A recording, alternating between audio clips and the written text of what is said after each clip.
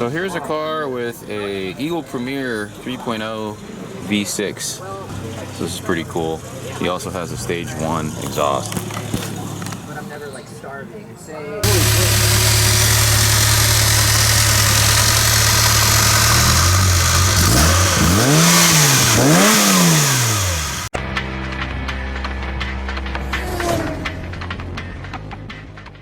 And this is a very interesting car here. He has a full Eagle 3.0 engine swap that he did himself. And believe it or not, this is actually Smog legal here in California because he had a referee certify it. So you can do that. Pretty cool. He also has the stage 1 exhaust here as well. As you can see, that was put on by DMC California. It says 1988 Eagle 3-liter on there, fuel injection. Okay, that's what it came out of. Yeah, the donor car. Nice. I didn't know you could do that, but hey, more power to you, man. You can smog it and drive it around. Yeah, it's out of Washington. More power than the original. Yeah, I would imagine, right? Yeah, it drives real nice. Good. So we're looking at this exhaust, and it looks like the stage 1 exhaust is hanging pretty low. It looks kind of interesting that way. And it's got the historic vehicle license plate here as well. So he did all the work himself on this Eagle Premier 3.0 swap. So this is pretty impressive. There's two philosophies here. This has got a hodgepodge of parts between the DeLorean engine and the Eagle. Is it like an amalgam then? Yeah. Earlier, it's kind of funny how auto companies work. Say, like Eagle was a standalone company, car company, and they got bought by AMC, American Motors Car. AMC shortly got bought out, well, take that back. AMC had already been purchased by Chrysler, but they were still operating independently. So technically, it's a Chrysler engine. It was designed for Eagle, which was at the time new for Renault. So they're being confused, or not to be confused. The engine, 88 to 92, when it was offered the Monaco and the Premier, the cars were in 3 different companies before they ended up in Chrysler, and then eventually, when they closed the brand down. Mechanically, the ball housing's the same, bolt pattern. The starter's in the same location. What you have to change is the engine mounts on the Volvo and the PRV. The PRV, the Volvo, the engine mounts are more in center, in line with the block.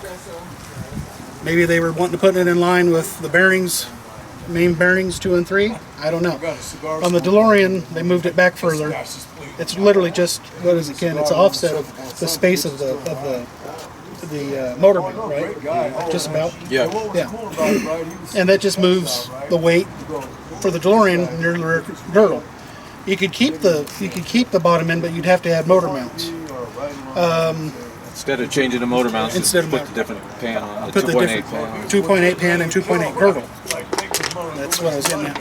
The DeLorean is two pieces, or the PRV is 2 pieces on the DeLorean and the Eagle. You have the main block, well, you have the heads, main block, and then the girdle, which is where the crank bolts up in, or the secures the crank into the engine. And those motor mounts are what's different, but you can change them; they're interchangeable. Ken, what was your design philosophy? We're just going this route instead of the PRV. Was it because you tried to weld a crack? Horsepower. And how much is this? How many hours? I'm guesstimating about 190. 190, because the original DeLorean was supposedly 170 until they brought it down to 130 based on smog. I wanted to get away from the Bosch fuel injection system too. Yeah. I wanted the electronic injection. Yeah. Oh, okay. Yeah, okay. This has, I forget what system it's on, but the distributors moved forward, run off the crank like earlier Volvo engines, or off of the cam, sorry, in the front of the engine. Trying not to get ahead of myself or lose my train of thought. Emissions-wise, in the state of California, there's 2 paths you can take. You can do an engine swap, or you can do an engine change. Now, I'm paraphrasing here. An engine change is a complete recertification to the car of that engine. So, say if you want to take like I was thinking of taking a Mustang engine and put it in the back of a DeLorean.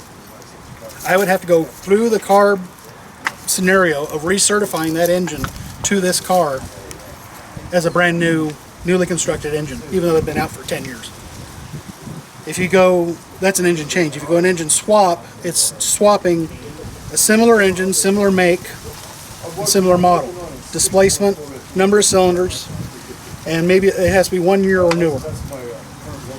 How we got around this, this is a tempered air intake, but it's off a Jeep Wrangler. It's a 3-liter Jeep Wrangler. Same displacement. As far as air handling going into engines, what CARB did is they said we just go by displacement, kind of streamline, baseline everything. And that's how we got around that. Instead of having to try to modify the DeLorean airbox to fit this, we just went and even the Premier box is a lot bigger, isn't it, Ken? Yeah. And it just wouldn't fit. So this is actually off a Jeep Wrangler 3.0. I forget the years, but similar years. And that works out that way. Ken he had to keep the original ECU because it has all the factory tunes. And the factory closed loop, you're using the oxygen sensor, right? Yeah. To the computer. Oxygen sensor's the same Oxygen sensor's the same as the Premier. as the Premier. So basically you're just transplanting an engine few years older into an existing engine, but it has to be same make and model. And that's why it was a perfect fit for Ken, the PRV, because it was still being offered. This is from a 1988 Eagle Premier. It was also offered the Monaco and the Volvo up until 92. But there's only a handful of cars in the Volvos that got, with this setup, they got imported into North America, from what I've been able to find. So, right now I tell people if they want to do an engine swap, an engine change, that's great. Don't expect it to pass smog, because unless you're doing, like Volvo has a V6 now, but it's a 3.2, I think, 60 degree. You could probably get away with it because the DeLorean is a hodgepodge of parts. If it was a Volvo engine, they would probably let you go. Don't you think, Ken? If it was a Volvo engine. It's hard to say about the referees. They've got ultimate power. They have ultimate power. Do whatever they want. Yeah. The thing about it is, it's more like guidelines. If you're going to referee, you want to smog a different engine in a car, you have to become best friends with that referee. Yeah. And he transmits all that to all the other referees, and they all get to put their little 2 cents in, and everybody's got to come to agreement before you get your sticker. That's right. If you want to do another engine change with a that's the golden ticket. Yeah, if you want to do another Eagle swap, this is the car you're going to have to go to, and this is because this is the car the referees are going to go to when they go to certify your swap. That's already in their computer. And it's already in the computer. Good swap. Yep. So you can get you don't have to go through all the trials and tribulations I had. Yeah. Got it. So, yeah, this is emissions certified in the state of California. And this historic plate, just Ken was lucky enough to get one. He still has to smog it every 2 years.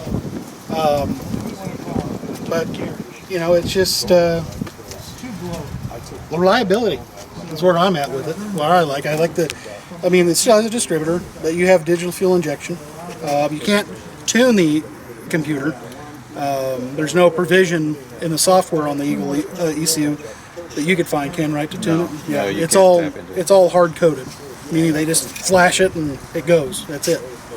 But to make it work with the computer, it has to trigger the same as the Premier engine, and the trigger on the Premier engine is on the automatic transmission. Yeah. And these are manual transmissions. They didn't make a manual with the Premier, so this has got a trigger on the crank pulley. Probably can't see it, but it's on the crank pulley. I had to make another trigger wheel and mount the trigger down there.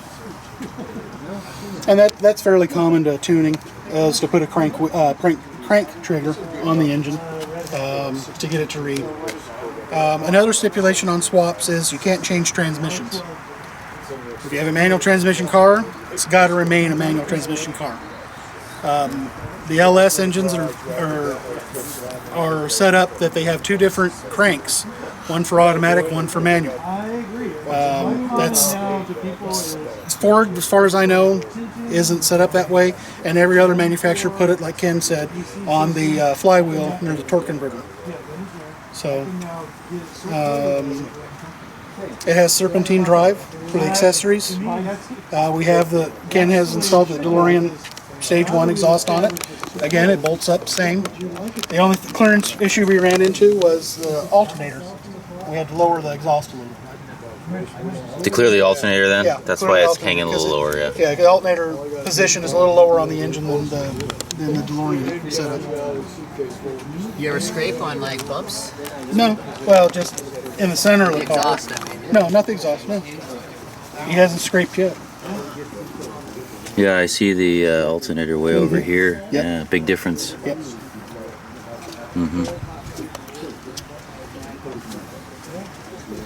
Okay, well that explains that then.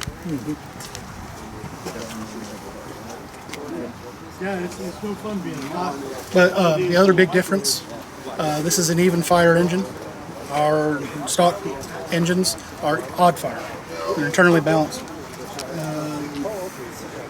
This doesn't have a harmonic on it, does it? No. No. And they just do that by timing. It's got a flywheel though. Because It's got a it's got the flywheel. So vibration is no different, right, than the PRV? No, shouldn't be. Yeah. Idles really well. Because PRV had a torque converter, so that probably weighs the same as the flywheel. Yeah. So I don't think there's anything else. Just the big thing was relocate to accommodate this air box. Again, we couldn't use the Premier, and we couldn't use the DeLorean, so we had to do this and then relocate the. Ken had to relocate the coolant bottle to the other side, which is just plumbing. And this has to have EGR on it. And it has EGR. Yep. But for all intents and purposes, it's a complete carb legal swap. And as far as I know, the only Smog legal in the state. At the time, it was the only one. If it's changed in the last 2 years, I don't know. But Yeah. At the time, the referee said it was the only Smog legal swap, and they put it in his computer that it's a okay swap. It's this stuff. I'll send you a picture of the bottle. I think it's called like 501. And the Smog guys don't have any problem signing it off. It's been Smog twice already. It comes up with a computer, the engine bay. Oh, a picture on the engine bay, doesn't it? When you go to get Smog. When they scan that barcode, barcode, it comes up on there. Yeah.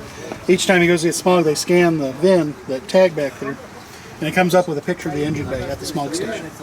So he can go to any Smog station in the state of California, and this will pop up so the technician knows on visual, sign off on it. And they put on the label what they changed, or Yeah. what they checked. Yeah. So I have a word of it. you're running a different refrigerant? I had mine painted 10 years later. Oh, you're saying I don't have any refrigerant That's in right, it you right didn't- now, we but didn't- it we runs didn't, on 410, not 410, 134. 134. 134. Yeah. It was winter time, so I didn't put it in yet. I'll put it in when it gets warm. Yeah. You want to start it? Okay, I have to hold on to the brake. Emergency won't hold it. Yeah, we're gonna do that. Keep an eye on that pulley for me. Yeah, I'll look at it. So weird seeing like the glass. Danny's painted you. But it should be on there, and you should take it back.